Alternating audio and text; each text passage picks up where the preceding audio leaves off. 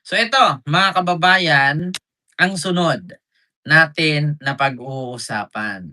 Ayan, naku, mga kababayan, matutuwa kayo dito. Bakit? Si Guanzon na naman. Ano yan kay Guanzon, Ken?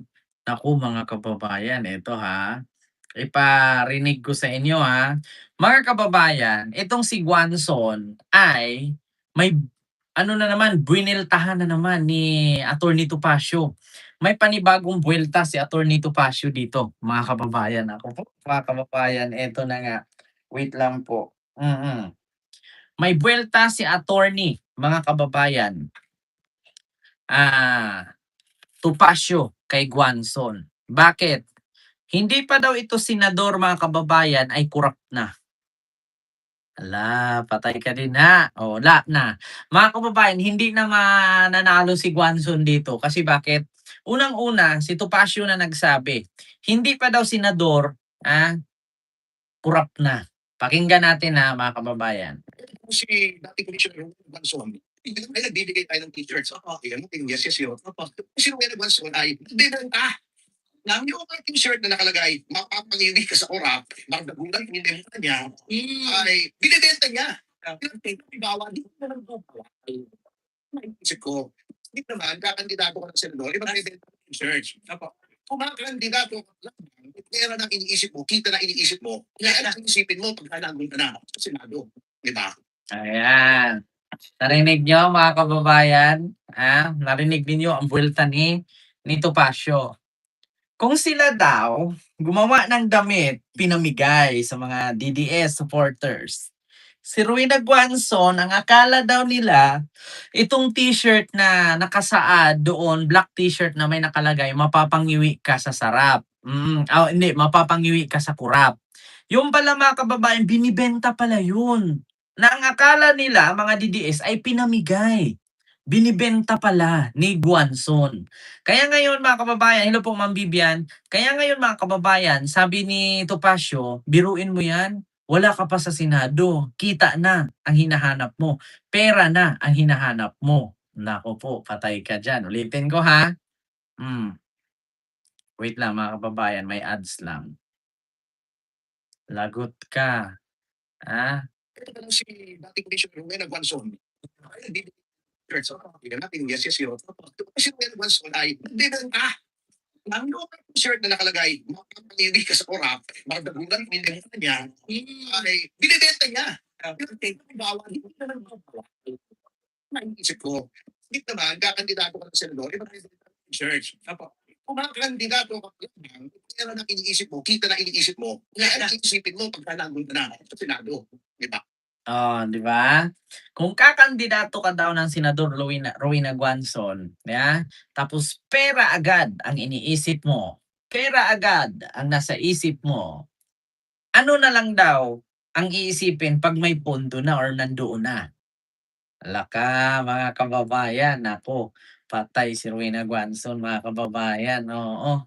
Binira, ni Topacio, Diyos ko. Actually, mga kababayan, meron po siyang mga t-shirt diyan na dala na may mga tatak, kulay itim, may tatak mukha ni Sarah, may, rose, Naku, mga kababayan, Diyos mio Marimar. Ito po yun, oh. Ay nagbibigay tayo ng t-shirts. Yan natin, yes, yes, yun. Si Rowena Banson ay binenta ng yung mga t-shirt na nakalagay, mapapangiwi ka sa orap, magdagulan, pinibenta niya, Hmm. naisip ko, hindi naman, kakandidato ka ng senador, iba binibenta ng t-shirts. Kung mga kandidato ka lang, pera na iniisip mo, kita na iniisip mo, kaya ang isipin mo pagka nandun ka na sa Senado. Di ba?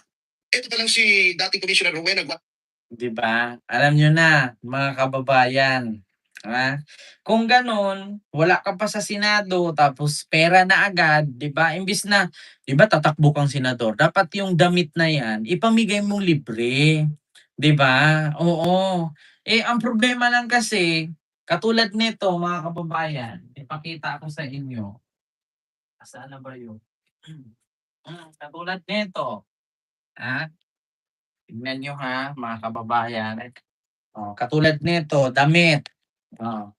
Itong damit na 'to ay ang, ano namin ito, tribute kay Digong 'no. Tribute namin sa kanya noong siya ay nag-birthday ng 81 years old 'no, or pang 81th birthday niya, ayan. So ang nakalagay po diyan, "Never bring him home." Oh, nasa likod, "Never, hashtag bring him home." Ayan po siya mga kababayan. Meron po siyang mukha ni Digong na nagbitbit ng cake na merong french fries sa natusok sa ilong. Ayan po. Pero paalala po mga kababayan, hindi po 'to binibenta, hindi po katulad kay Gwanson, kay Gwanson po kasi mga kababayan yung mapapangiwi ka sa kurap ay binibenta po yun, may bayad po sa kanya. Kaya sabi nga ni Topacio, bakit tayo namimigay tayo t-shirt? Eh siya, hindi pa naging senador, kita na agad ang hinahanap, pera na agad. Naku po, Diyos ko, mapabigti ka talaga sa kurat. 'Pag ito si Guanzon hindi nanalong senador, isa lang ang sasabihin ko, magbigti ka sa puno ng kamatis. Kahihiyan ang inabot mo. Okey lang sana kung magaganyan-ganyan ang bunganga mo kung kasing utak ka ni Miriam Santiago. Eh, ang problema lang, Miriam Santiago ka nga, Timo version nga lang, 'di ba? Walang problema kung kasing utak ka ni Miriam, magaling ka, matalino ka, lumalaban ka, bumabakbak ka. Oh, ang problema kasi wala, eh, Miriam Santiago, Timo version, 'di ba? Miriam Santiago, Timo version. Ano ba ibig sabihin ng Timo? Peke, 'di ba? "Kent, i-meet ko yesterday, always ingat ka, tanga kami." Ano daw? Na-meet, I can't.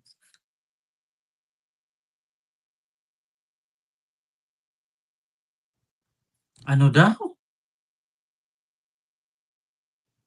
I met Kent yesterday, always be careful, we're taking pictures. Ha?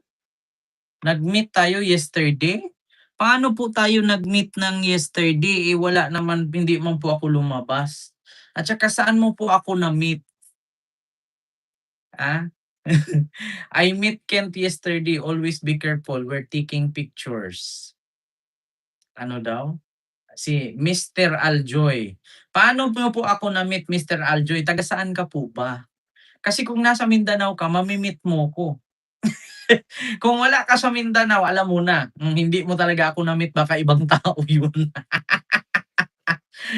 Diyos ko mga kababayan, at never po akong lumabas 'no, mga kababayan. Hindi si Biyaheng Nikoy. Akala ko ako ang na-meet, si Biyaheng Nikoy pala. Oo. Si Biyaheng Nikoy, si BNK, oo. Pero kung ako, naku, hindi mo talaga ako mami-meet, oo, bihira. Bihira lang ako magpapakita sa ano, sa tao. Kung makita mo man ako siguro sa loob ng mall, oo. Pero 'pag sa labas, hindi. Mm.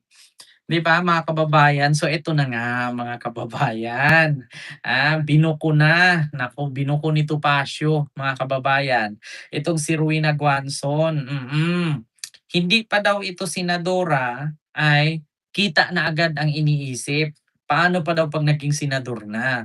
Kasi daw akala nila yung mga damit na dala-dala ni Rowena Guanzon ay libre, kasi sila daw ni Topacio namimigay libre ng mga t-shirt. Ending pinagbebenta pala, tapos may nakalagay, biruin niyo mga kababayan, pinagkakitaan ni Rowena Guanzon si BBM. Gagawa ka ng t-shirt, tapos ilagay mo, mapapangiwi ka sa kurap.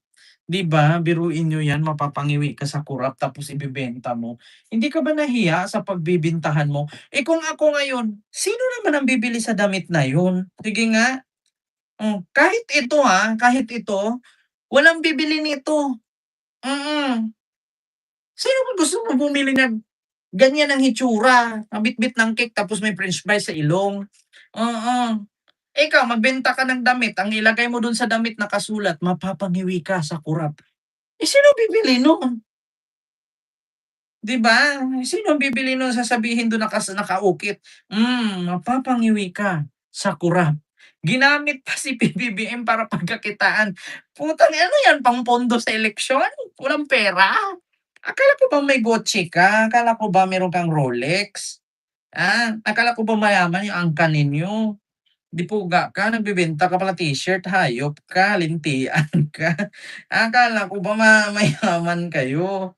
'Di puga ka diha, nabisto ka na lang ni Topacio, Ginoo ko, Guanzon, 'di ba? Wala ka ngang Gucci, wala ka ngang Rolex, eh, tapos nagbebenta ka ng damit ang nakalagay sa likod, mapapangiwi ka sa kurap, 'di puga ka.